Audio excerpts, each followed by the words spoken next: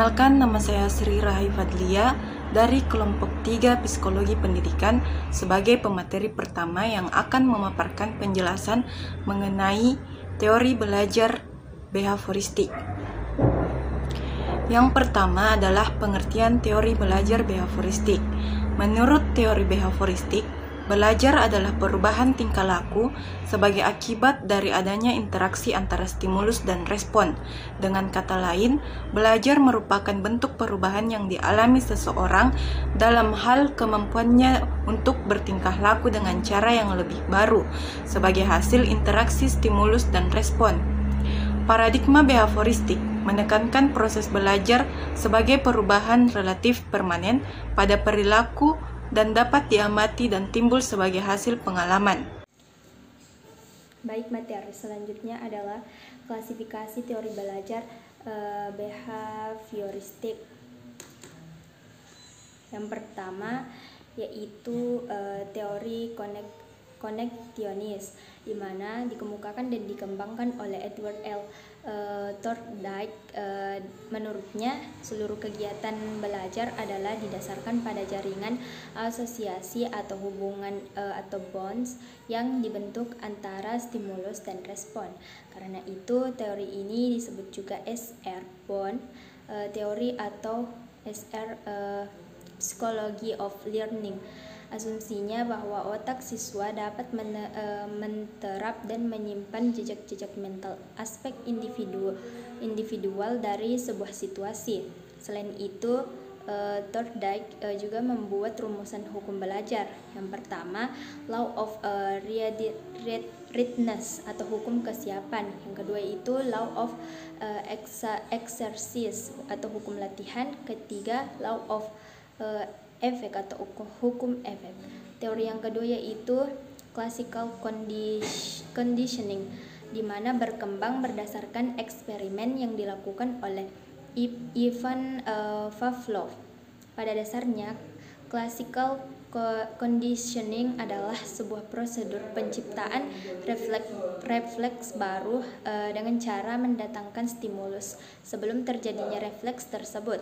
Untuk mengkaji teori ini, Ivan Pavlov melakukan suatu eksperimen dengan tujuan mengkaji bagaimana pembelajaran berlaku pada suatu organisme.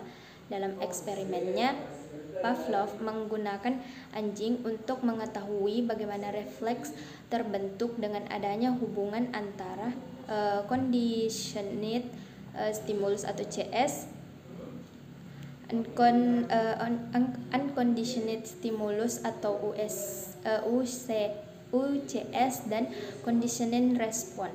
Teori yang ketiga yaitu operant conditioning, di mana dikemukakan oleh B.F. Skinner pada tahun 1930-an.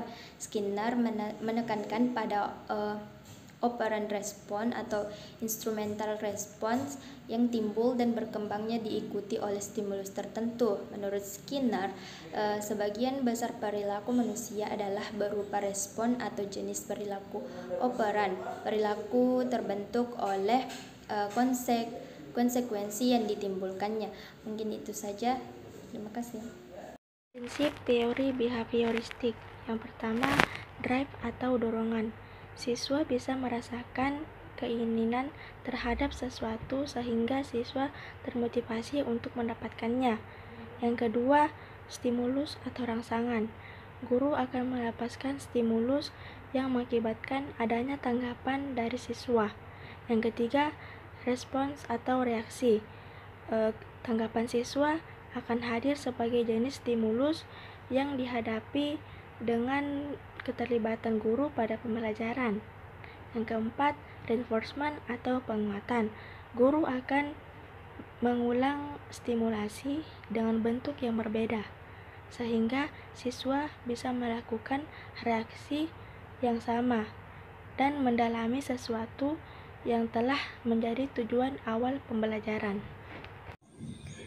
Yang keempat adalah penerapan teori behavioristik dalam pembelajaran. Penerapan teori behavioristik dalam kegiatan pembelajaran tergantung dari beberapa komponennya, seperti tujuan pembelajaran, materi pelajaran, karakteristik siswa, media, fasilitas pembelajaran, lingkungan, dan penguatan, menurut Sugandi 2007.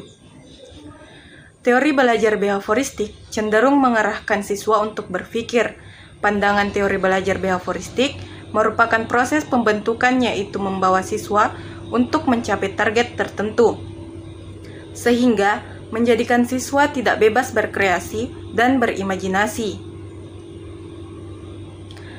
Pembelajaran yang dirancang pada teori belajar behavioristik memandang pengetahuan adalah objektif, sehingga belajar merupakan perolehan pengetahuan, sedangkan mengajar adalah memindahkan pengetahuan kepada siswa.